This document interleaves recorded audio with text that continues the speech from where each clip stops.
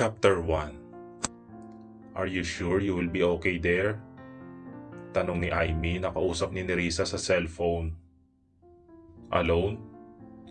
Bumaba siya sa kotse at sinalubong ng hanging dagat. Malamig iyon. Masarap sa pakiramdam. Bahagyang inililipad ang kanyang buhok. Parang musika ang tunog ng nag-uunahang alon sa dalampasigan. This is what she needed. Aimee, kaya kong sarili ko, okay? Kaya kong mag-isa. And hello, kaya nga hiniram ko sa iyo ang beach house nyo, di ba? Dahil gusto kong magmongha. Biro niya. Tumawa ang kaibigan sa kabilang linya. Kung hindi lang kita kilala iisipin ko na may problema ka. Oh, of course kilala mo ko. Alam mong sadyang nag-iisa ako kapag gusto kong magsulat. O siya, sige na. Mag-aayos pa ako ng mga gamit ko. See you in 2 weeks ha? Or 10 days? Basta, I will keep you posted. Okay? Bye. Sige, tawagan mo ako from time to time ha? Sige, ingat. Bye. I love you. I love you more. Sabi ni Nerissa bago pinutol ang tawag. Ipinamulsa niya ang telepono. Humugot siya ng malalim na hininga bago binuksan ang backseat. At mula roon ay kinuha ang bag ng kanyang laptop at isang katamtamang laki ng traveling bag. May mga gamit pa siya sa compartment. Babalikan na lang niya yun mamaya. 5:00 na. Tamang-tama. Maya-maya ilulubog na ang araw. Sunset in that particular place was so breathtaking. Manghang-mangha siya noong una niya itong maranasan. That was 3 years ago. Pagkatapos noon ay isang beses pa siyang nakarating doon. Isinukbit niya ang traveling bag sa kanang balikat at binitbit ang laptop bag. Her car was parked on the driveway. Mamaya na rin niya iyon ipaparada sa garahe sa likod. Tinungo na niya ang sementadong pathway na maghahatid sa kanya sa beach house. Sa magkabilang gilid ng pathway ay pulos pinong buhangin na. Narating ni Nerissa ang bahay. There was an elevated porch. Gawa iyon sa kahoy at may mga hanging ferns na nakapalibot. Nang makaakyat sa balcony ay binaba muna niya sa isang tabi ang nakasukbit na traveling bag, pati na ang laptop bag. Lumapit siya sa kahoy na pasimano at nakangalumbaba roon. Hinangaan ang tanawin. Dinama ang marahang paghampas ng hangin sa kanyang balat. The place was great. And she could compare it to Malibu, US. Nakikinikinita niya ang sarili na nagsusulat sa Porsche habang may isa pang tasa ng kape o kaya ay sa dalampasigan. Kapag umaga at hapon na hindi mainit, it was a safe place after all. Alam niyang mga kilalang tao nagmamay-ari ng mga karatig na beach house. Napansin ni Nerissa na papalubog na ang araw. Wow, beautiful, bulalas niya. And then she grinned wickedly. Paano na-imagine niya na may magkasintahang magkaulayaw sa tabing dagat?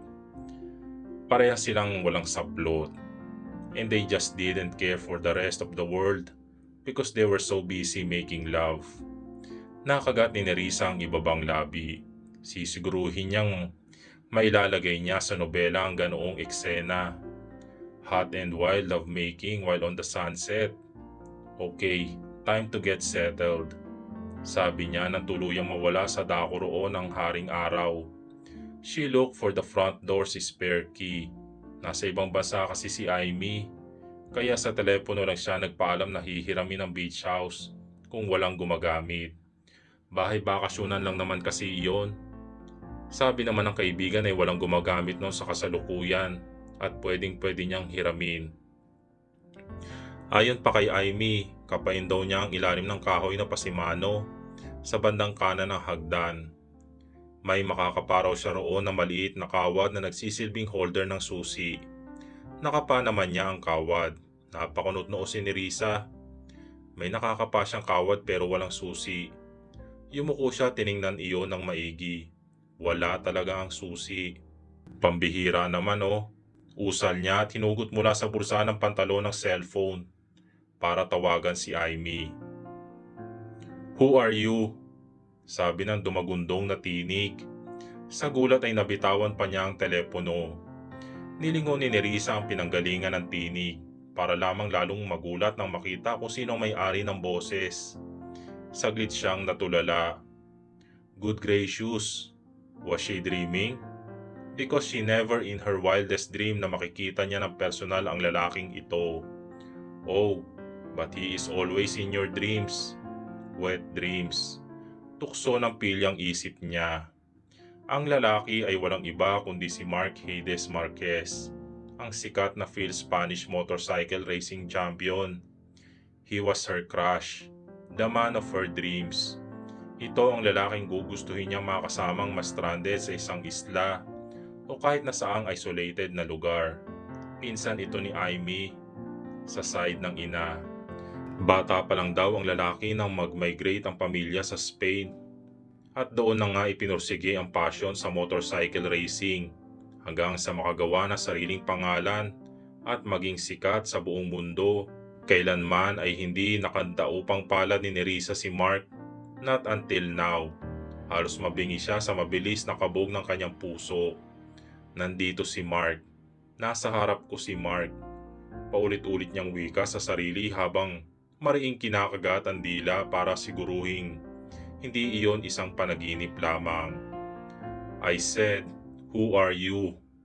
Muling tanong ng lalaki habang umaakyat sa balcony. May accent ng tinig nito, Spanish accent of course. Nanunuot at nanunuri ang mga mata sa kanya at sa bagahe niya. My goodness, anong gagawin ko? Si Mark, nandito si Mark. Natatarantang usal niya sa isip. Hello? Anito. Hinamig ni Nerissa ang sarili. Conscious na dinampot niya ang nalaglag na cellphone. I am Nerissa Pabelonia. Tugon niya. Hindi nagpapa-intimidate sa lalaking may makapangyarihang mga mata at sensual na mga labi. Kahit na nga nanginginig ang mga tuhod at pakiramdam niya ay hihimatayin. This was a dream come true. Nasa harap talaga niya si Mark. Ngaling-aling dambahin niya ang lalaki at kurutin para siguruhing naroon nga ito. Hindi niya malaman kung ngingitian niya si Mark. My goodness, this man was much bigger in life. Kung alam lang ng lalaking ito kung hanggang saan ang nararating ng kanyang imahinasyon na kasama ito. Matangkad si Mark dahil sa taas ni Nerissa na 5 talampakan at 8 pulgada ay bahagyang nakatingala pa rin siya rito. He was so damn good looking.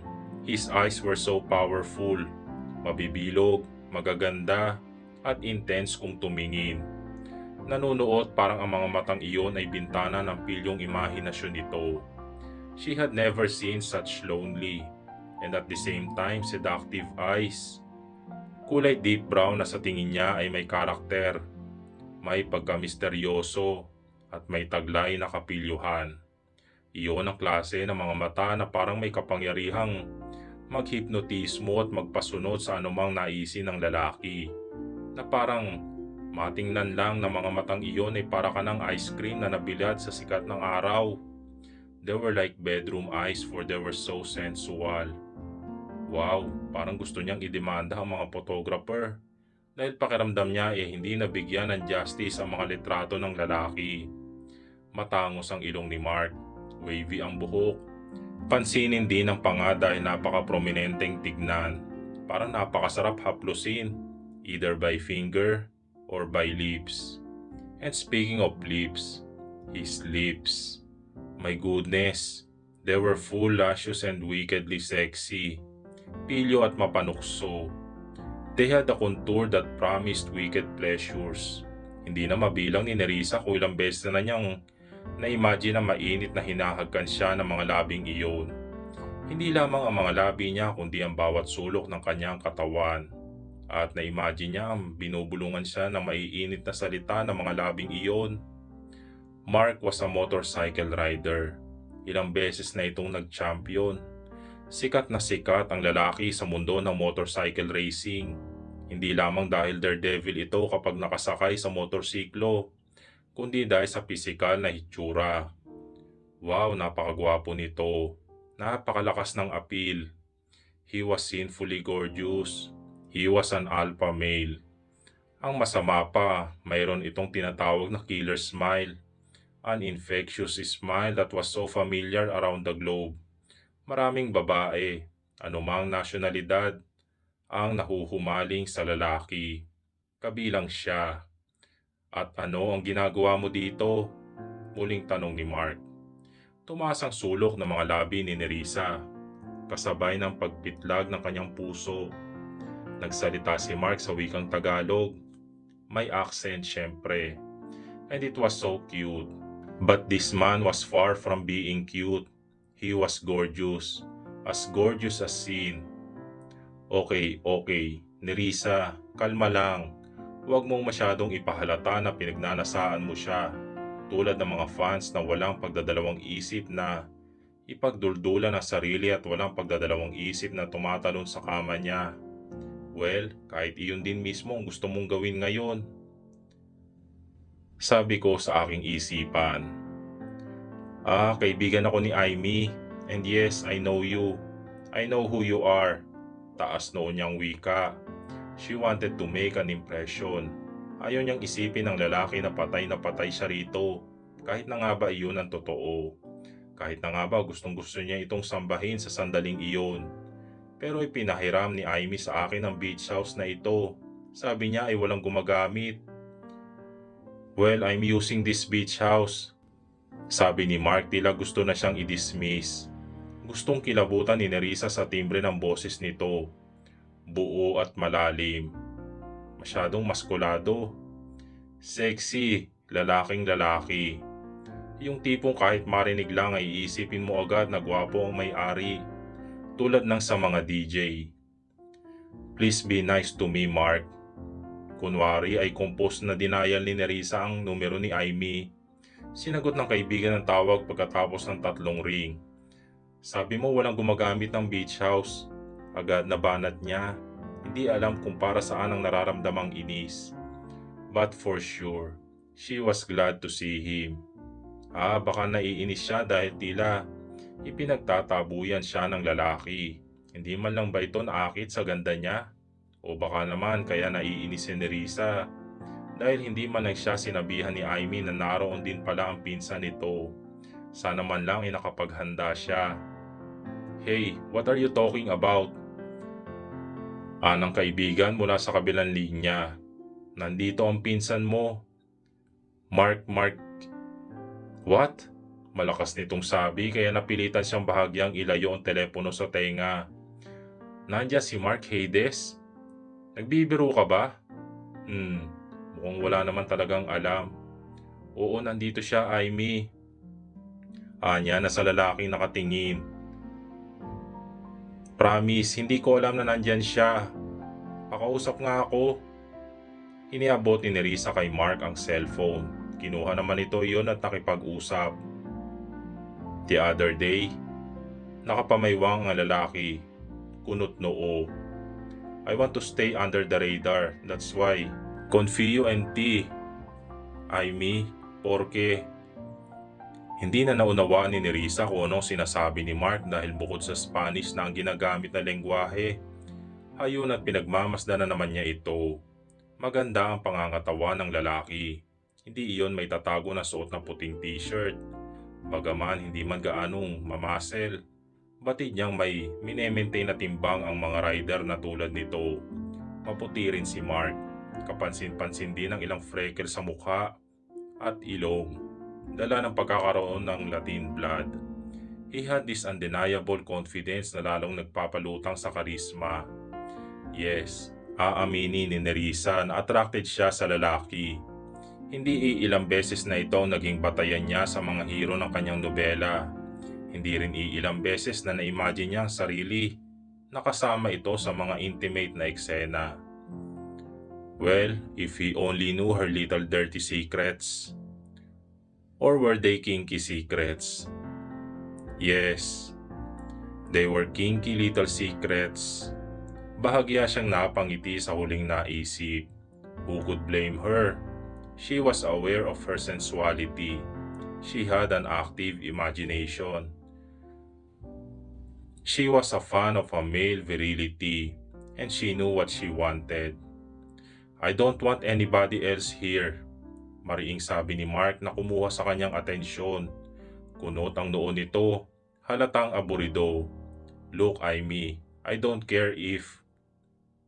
Inagaw ni Nerissa ang telepono. You will let me to stay here, or at least share this place with me. Please, please let me stay. This is once in a lifetime experience at hindi ko ito mapapalampas. Wala kang alam, Mark. Wala kang alam sa mga nararating ng pantasya ko kasama ka. Sabi ko sa aking isipan. Hindi makapaniwalang tiningnan siya ng lalaki na nakakunot ang noo at nakatiim ang mga labi. Nakaka-intimidate ang itsura nito. That was rude, sabi ni Mark patungkol sa pag-agaw niya ng telepono. Gayong nakikipag-usap pa ito. Mas rude na ipagtabuyan mo ako. Nakairap niyang tugon. Well, this is my family's place at nauna ako sa iyo. Now you go ahead and leave. No way. Kunwari ay pinaningkitan niya ito ng mga mata. Look, kung ipinaalam mo lang ang presensya mo na nandito ka pala, hindi sana ipapahiram ni Amy ang lugar na ito. Ilang oras akong nagmaneho, pagod ako at gusto ko nang magpahinga. Ngayon, kung ayaw mo magka-share sa lugar na ito, ikaw na lang ang umalis. Nakangisi niyang hamon. His lips parted in disbelief. Mga labing gustong-gustong tikman ni Nerissa sa sandaling iyon. Abot kamay na niya ang lalaki at hindi niya palalampasin ang sandali. Trust me, walang problema sa akin kung woman ako at man ka at magsasama tayo sa ilalim ng iisang bubong. I'm not really conservative. Gusto niyang mapabunghalit ng tawa sa ekspresyon ng lalaki. Mukha itong asar na. May naisip siyang gagawin. Okay, sige. Bahala ka. Aalis na ako. Bahala na kung mapahamak ako sa daan o ano ha. Pero kapag buhay ako nakarating sa Maynila, umanda ka dahil sasabihin ko sa media na nandito ka. Tingnan ko lang kung magkaroon ka pa ng katahimikan. You cannot do that. Protesta ni Mark at nanlaki ang mga mata. Ngumisi si Nerissa. Naiintindihan nito ang mahabang Tagalog niya. Great. Hindi nga nagsisinungaling si Amy. Ayon sa kaibigan ay fluent din daw managalog ang pamilya ng lalaki dahil sa inang Filipina. Bukod pa sa Pilipinas din na nagkaisip si Mark bago nag-migrate ang mga ito. Iyon nga lang may accent ang pananalita nito. Umakto siyang kinuha na niya ang kanyang bagahe para umalis na. Stay under the radar ha. Tingnan natin. Baka pati Spanish media at mga sports media ng karatig bansa ay sumugod dito. Tingnan na lang natin kung ano ang magiging headlines tungkol sa pananatili mo rito. Napalunok si Nerissa nang hawakan ni Mark ang kanyang braso. Ang tila kuryenteng init na nagmumula sa palad nito at nanulay sa kanyang balat ay nagpabilis ng kabog ng kanyang puso at gumigising sa kanyang dugo. Okay, you win, wika ni Mark. Itutuloy.